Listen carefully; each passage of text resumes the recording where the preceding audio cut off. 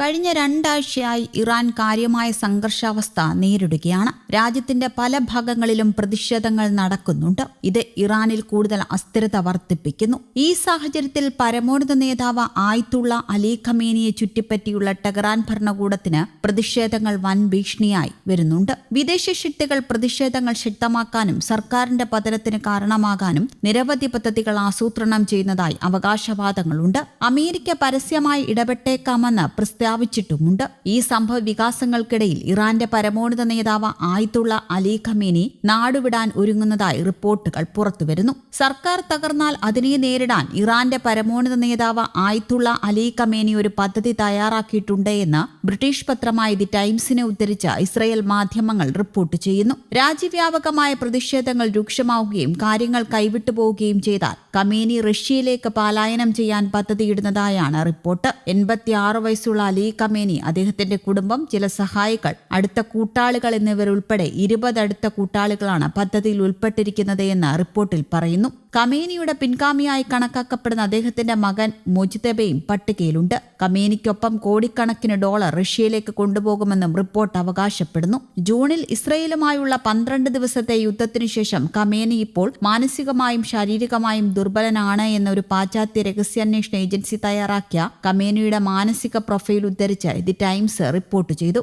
അലി ഖമേനിക്ക് മറ്റൊരു സ്ഥലമില്ലാത്തതിനാൽ അദ്ദേഹം റഷ്യയിലേക്ക് പോകുമെന്നാണ് ഇറാന്റെ കടുത്ത ശത്രുവായ ഇസ്രയേലി ഇന്റലിജൻസ് ഓഫീസർ ബെന്നി സഭാട്ടി പറയുന്നത്. ഖമേനി പുടിനെ പ്രശംസിച്ചുകൊണ്ടിരിക്കുകയാണ്. മാത്രമല്ല, ഇറാനിയൻ സംസ്കാരം റഷ്യൻ സംസ്കാരവുമായി സാമ്യമുള്ളതിനാൽ അദ്ദേഹത്തിന് അവിടെ താമസിക്കാൻ എളുപ്പമാകുമെന്നും ബെന്നി സഭാട്ടി വ്യക്തമാക്കി. അതേസമയം മുൻ സിറിയൻ ഭരണാധികാരി ബഷർ അൽ അസദിന്റെ പദ്ധതിയോട് ഈ പദ്ധതി സാമ്യമുള്ളതായി റിപ്പോർട്ടുകൾ സൂചിപ്പിക്കുന്നു. 2024 നവംബറിൽ തന്റെ സർക്കാർ വീണതിനു ശേഷം അദ്ദേഹം സിറിയയിൽ നിന്ന് മോസ്കോയിലേക്ക് പലായനം ചെയ്തു. അതിനിടെ ഇറാനിൽ രാഷ്ട്രീയ മാറ്റം ആവശ്യപ്പെട്ട് യുവാക്കൾ നടത്തുന്ന പ്രതിഷേധ സമരം 9ാം ദിവസത്തിലേക്ക് കടന്നു. കറൻസി തകർച്ചയും കത്തിക്കയറിയ പണപ്പെരുപ്പവുമാണ് പ്രതിഷേധത്തിന് വഴിവെച്ചതെങ്കിലും അതുമെല്ലെ ഭരണകൂടത്തിന്റെ മാറ്റത്തിനുള്ള ആക്രോശത്തിലേക്ക് വഴിമാറിയിട്ടുണ്ട്. പരമോന്നത നേതാവ് ഖമേനി ഉൾപ്പെടെയുള്ളവർ രാജ്യം വിടണമെന്ന ആവശ്യം ശക്തമാകുകയാണ്. ഇറാനിൽ പണപ്പെരുപ്പം 72%. ഇറാനിലെ 31 പ്രവിശ്യകളിൽ 17ലും പ്രതിഷേധം ശക്തമാണ്. വിദ്യാർത്ഥികളും പ്രതിഷേധ രംഗത്തുണ്ട് എന്നത് അധികൃതരെ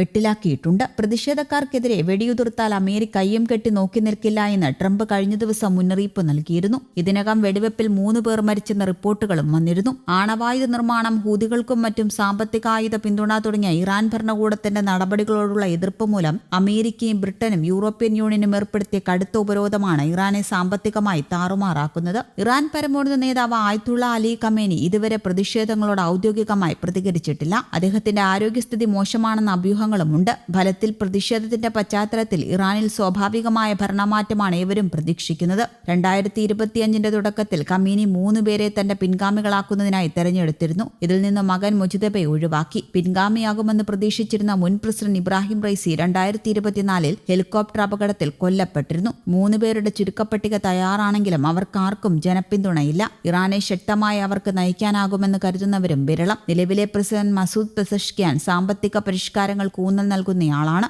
ഇറാനിൽ കറൻസിയുടെ മൂല്യം ക്രമീകരിക്കാനുള്ള നീക്കം സജീവമാക്കിയതും പെസഷ്കിയാനായിരുന്നു. പക്ഷേ പല നടപടികളും ഫലം കണ്ടില്ല എന്നത് അദ്ദേഹത്തിനും തിരിച്ചടിയായിട്ടുണ്ട്. News desk Kerala Kaumudi.